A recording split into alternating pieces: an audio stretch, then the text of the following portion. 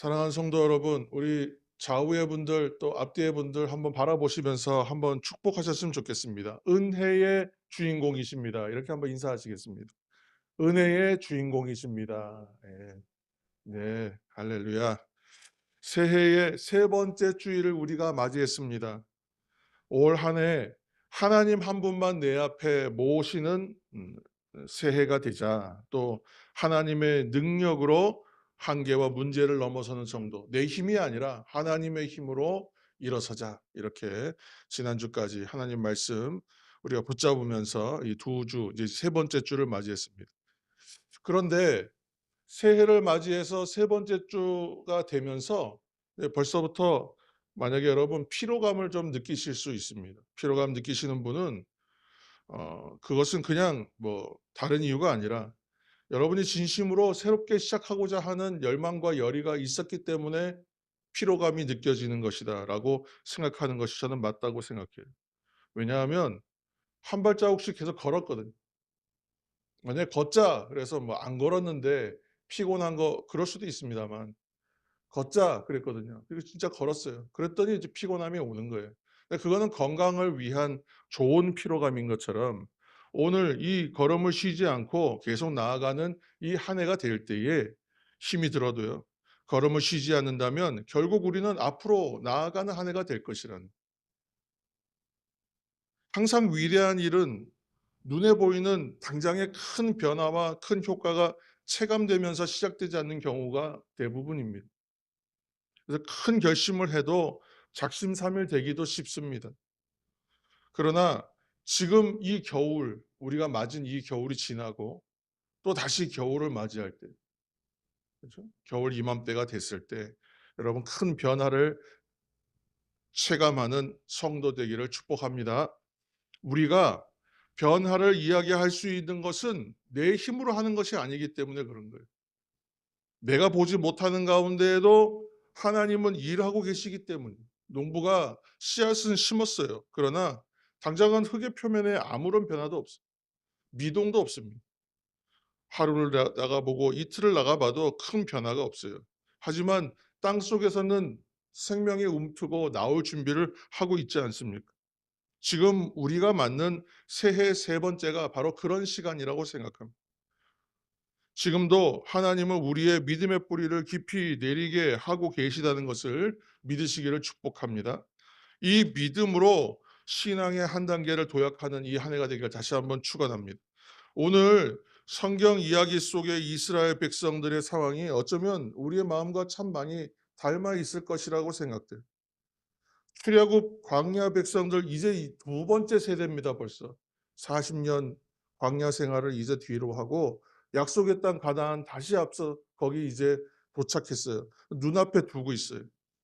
상상만 했던 땅, 이 선대부터 가고 싶었던 그 땅을 이제 정말 목전에 두었으니까 얼마나 큰 기대감이 있었겠어요. 마음이 막 설렜을 것 같아요. 그런데 현실의 문제가 그들을 가로막고 있어요. 정작 도착하고 나니까 거대한 요단강이 앞에 있더라는 거예요. 요단은 건기에는요, 정말 뭐 얕은 물밖에 안 돼요. 그런데 진짜 우기에 또 헬몬산에서부터 눈이 녹아내리는 시기가 되면 그 보통 보리 추수할 때라 그래요. 3-4 월.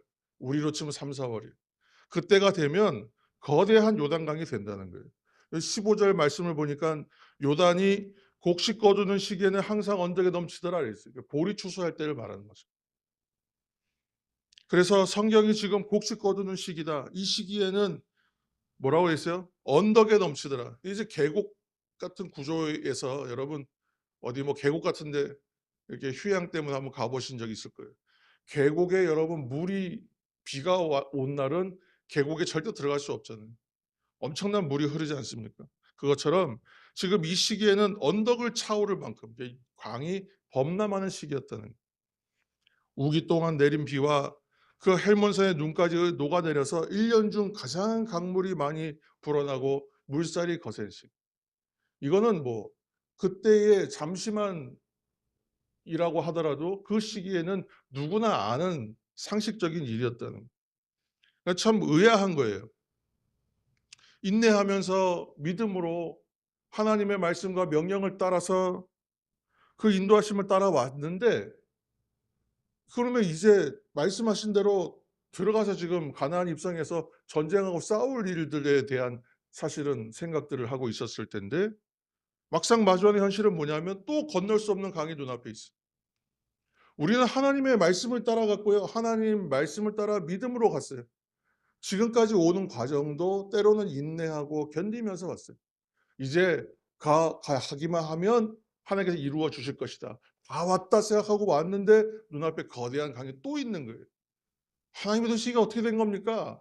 그런 마음이 들지 않겠습니까? 우리도 마찬가지예요. 하나님께서 우리의 앞길과 인생을 결국은 형통하게 하실 것이다라는 믿음으로 어느 시점들을 참으며 인내하며 기도하면서 그렇게 왔는데, 또 앞에 만나는 일은 뭐예요? 거대한 범람하는 강이 눈앞에 있다는, 이런 문제와 어려운 현실을 그 앞에서 우리는 어떠한 마음으로 서야 합니까? 하나님께서는 그러면 우리에게 어떤 위로를 주시고 어떤 도전을 주시고자 하시는 겁니까? 그래서 오늘 주시는 말씀을 통해서 현실의 요단강, 현실의 요단, 이 현실의 요단강에 새로운 길을 내시는 하나님의 은혜를 깊이 경험하시는 이 주일이 되길 축복합니다. 먼저 첫째로 우리는요, 눈을 들어서 언약궤를 바라봐야 돼요. 눈을 들어서 언약궤를 바라봐야 합니다. 오늘 3절 말씀 보시면 요단 앞에 서 있는 백성들에게 아주 중요한 지침을 하나 전달하고 있어요. 3절 말씀을 한번 보겠습니다. 3절입니다. 백성에게 명령하여 이르되 너희는 레위 사람 제사장들이 너희 하나님 여호와의 언약궤 매는 것을 보거든 너희가 있는 곳을 떠나 그 뒤를 따르라. 그냥 통상적인 명령, 지침처럼 보여요. 그런데 이 안에는 중요한 하나님의 은혜가 담겨져 있어요. 하나님께서는 아시죠. 하나님께서 다 아세요. 지금 백성들의 눈앞에 가장 큰 위협과 장애물이 될, 어떻게 보면 믿음을 시험할 만한 일이 되는 것, 걸림돌이 될 만한 일이 뭡니까? 바로 큰 물결이 넘실거리는 요단강, 범람하는 그 물이에요. 물이 불어났을 때 계곡을 여러분 보셨을 거예요. 우리도 막 집중호우가 있는 시기에 뭐 TV나 이런 매체들을 뉴스를 보면 막 엄청난 물이 흐르는 걸 보잖아요.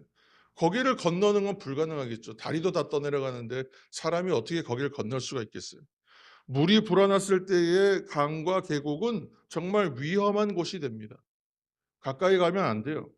근데 지금 언덕을 넘칠 만큼 물이 범람하는 시기였다는 거예요. 그러니까 저 강을 보면 어떤 생각이 들겠어요?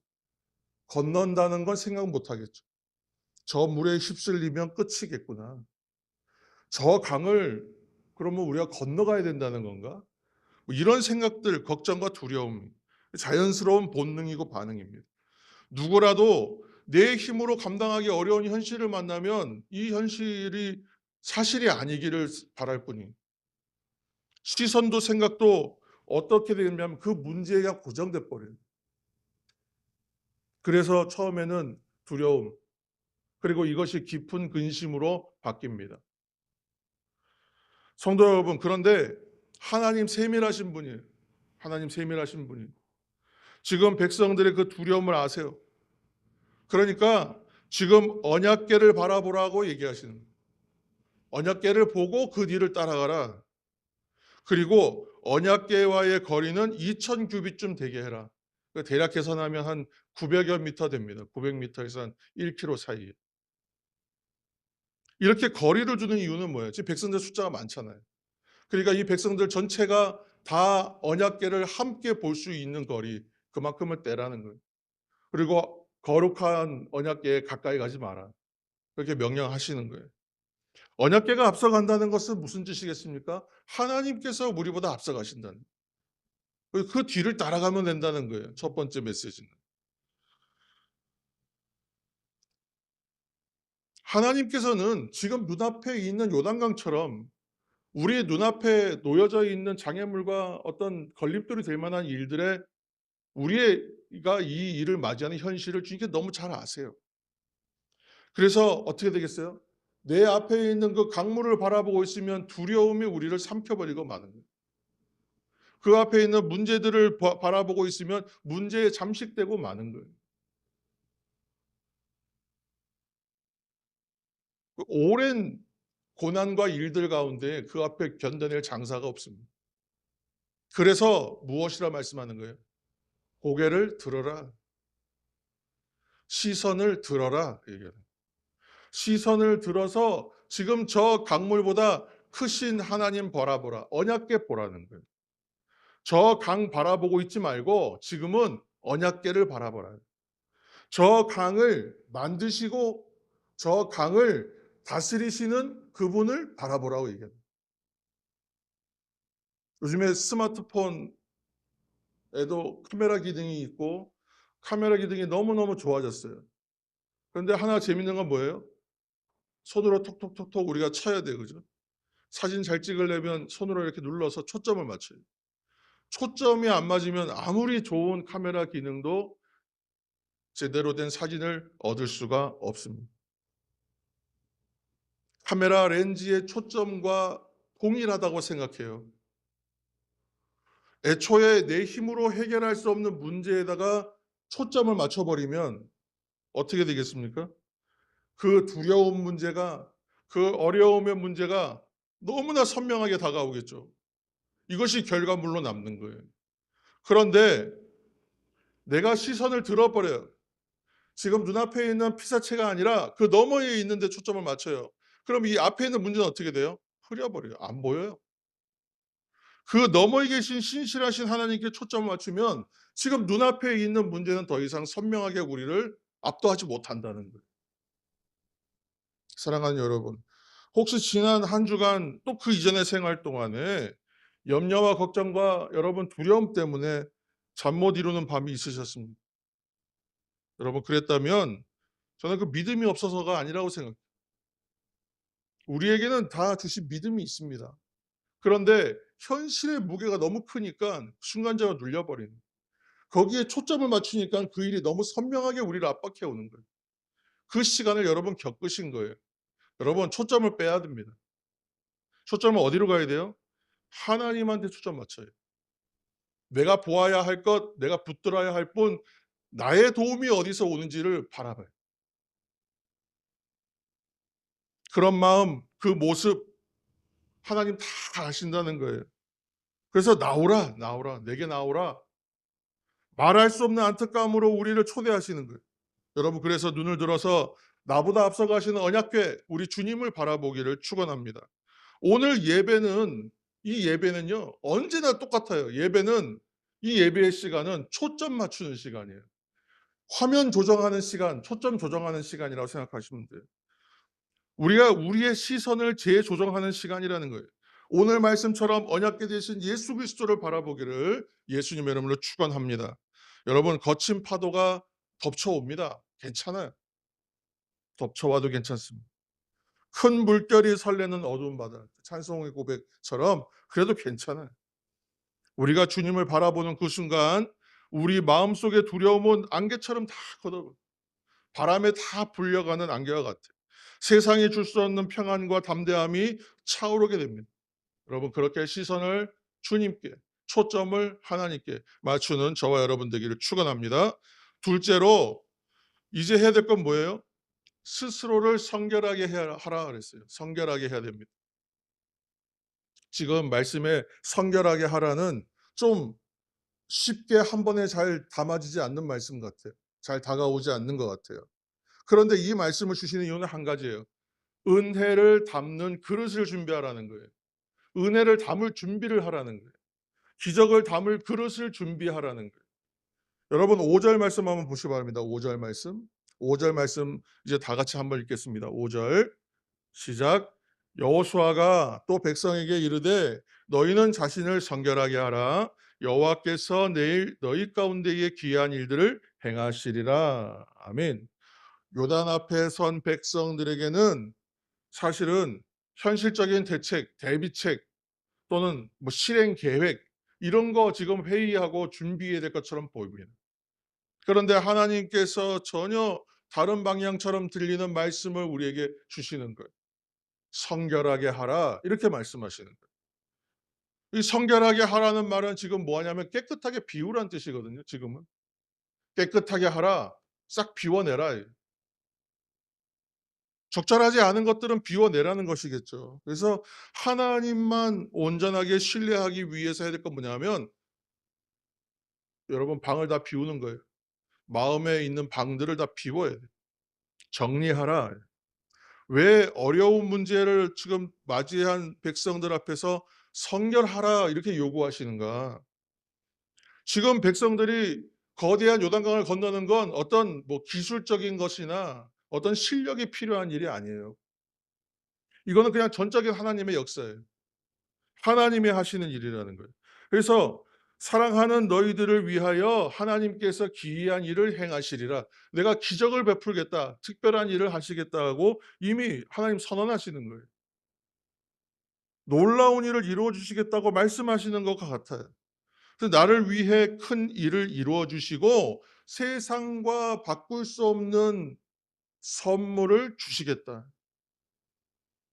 여러분, 여러분들을 위해서 어떤 정말 감사하고 고마운 일, 큰 일을 어떤 분이 해 주시고 세상이 줄 수 없는 선물을 준비해서 여러분 집을 누가 방문하겠다고 그래요. 그러면 어떻게 해야 되겠어요? 그 집을 좀 정리하고 청소라도 하고 손님 맞을 준비, 손님 영접할 준비해야 되지 않겠습니까? 마찬가지라는 거예요. 잘 영접해야 되는 것입니다. 오늘도 하나님께서 내 삶에 오셔서 내가 내 앞을 가로막고 있는 요단강을 여는 기적을 베풀어 주시겠다고 말씀하십니다. 그럼 나는 어떻게 해야 돼요? 그런데 내 안에는요, 이 요단을 건널 준비가 안 돼 있어요. 여전히 근심의 벽과 불안의 벽과 염려의 벽과 불신의 벽을 여러분 쌓아놓고 있다고 생각해요. 어떻게 되겠어요? 하나님의 은혜가 들어올 자리가 없잖아요.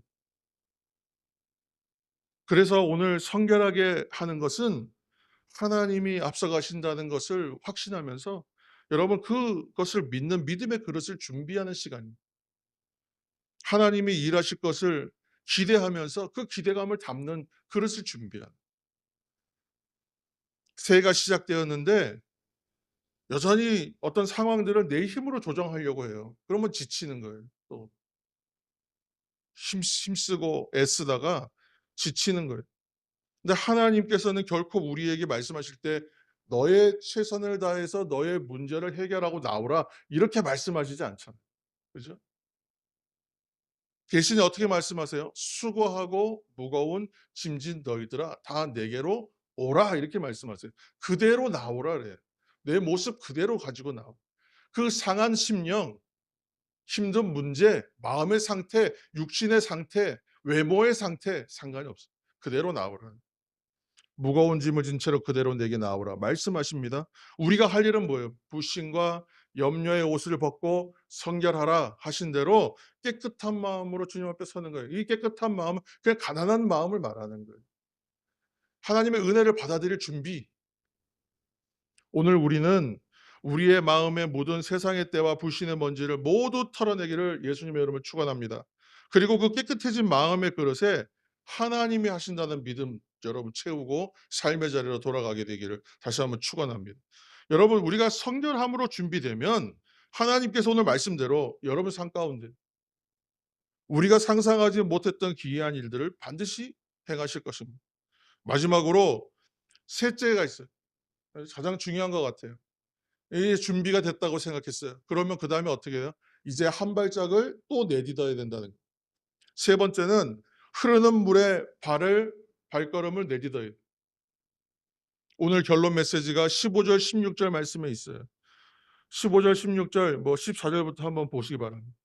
말씀의 이 장면을 한번 상상해 보시기 바랍니다.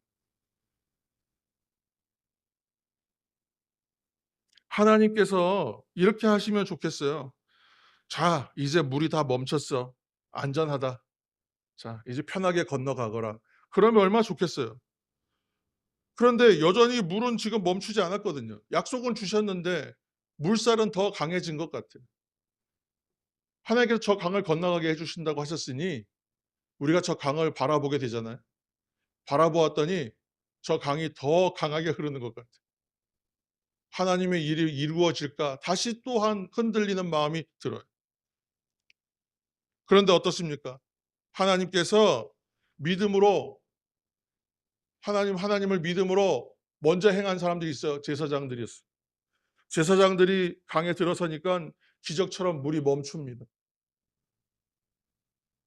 우리가 종종 기도할 때 그렇게 기도하는 것 같아요. 하나님 길을 보여주십시오. 하나님 뜻을 알려주십시오. 길을 보여주시고 열어주시면 가겠습니다. 상황을 하나님께서 해결하시고 열어주시면 우리는 가겠습니다. 확신 주시면 가겠습니다. 그런데 여러분 생각해 보시기 바랍니다.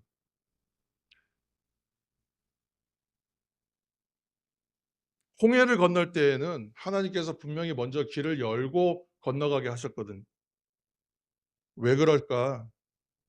여러분 짐작하시는 대로 그때는 영적으로 어린아이와 같았기 때문이에요. 아무것도 몰랐어요. 그냥 그때는 하나님의 은혜, 전적인 은혜가 그냥 임하는 거예요. 때로는 환상으로도 보이세요. 잘 이해 못하면.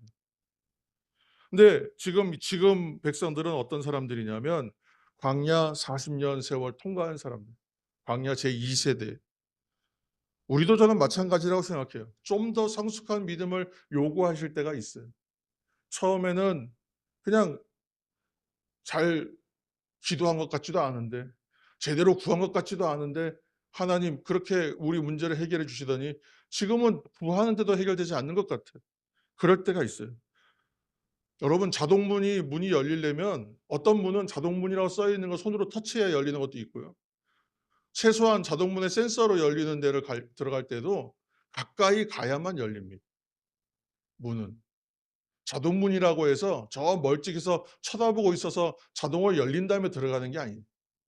우리가 마치 그 문에 부딪힐 것처럼 가까이 가야만 열려요. 요단의 기적은 구경꾼이 아니라 요단의 기적은 두렵지만 믿음으로 한 발을 그 강에 내딛는 사람에게 일어나는 일이더라는 것입니다. 하나님은 우리에게 큰 요구를 하지 않으세요. 큰 순종하라고 하지 않으세요. 자, 저 강을 뛰어들어서 헤엄쳐서 건너라 말하지 않으세요. 작은 순종이에요. 믿음의 한 걸음이면 된다. 그러면 그 창일하던 요단강도 마른 땅이 되는 기적을 행하여 주시는 거예요. 오늘 말씀을 여러분 가정에 돌아가셔서도 묵상하시기 바랍니다. 내가 지금 내디딜 작은 순종은 무엇인가? 내가 들여놓아야 될 강물에 들여놓을 한 걸음은 무엇이 되어야 할까? 믿음의 작은 한 걸음이 무엇인가 하고 말입니다. 여러분 감사할 것이 없는 상황에서도 내가 감사의 입술 여는 일이 그 일이 될 수 있습니다. 잊었던 회개의 기도일 수도 있어요. 용서와 화해의 손을 내미는 것일 수도 있어요. 내 삶에서 행할 수 있는 작은 순종을 여러분 생각하시면서 또 이 한 주를 새롭게 맞이하고 살아내시기를 축복합니다. 우리가 기억할 것은 현실이 바뀌기를 먼저 기다리지 말고 먼저 믿음으로 한 발을 내디딜 때 현실은 변화되기 시작한다. 바뀌기 시작한다는 것입니다. 여러분 올 한 해의 삶의 시간에도 분명히 범람하는 문제가 있습니다. 그러나 여러분이 말씀에 의지하여 믿음으로 순종의 발을 내딛고 나아갈 때 계속 흐르고 멈추지 않을 것 같았던 그 고난과 고통의 물줄기도 여러분 끊어져 버려요. 마른 땅이 됩니다. 마른 땅이 드러나게 될 것을 믿으시기를 축원합니다. 사랑하는 여러분, 내가 끝이라고 여긴 자리가 항상 하나님의 시작이에요. 실망할 것이 아니에요. 포기하지 마세요. 주님은 오늘도 여러분의 손을 잡고 새로운 땅으로 여전히 인도하고 계시는 중이라는 것을 여러분 기억하시면서 두려워하지 마시고 그 따뜻한 손길에 의지하여 믿음의 한 걸음 내딛는 믿음의 종 되기를 주님의 이름으로 간절히 축원합니다.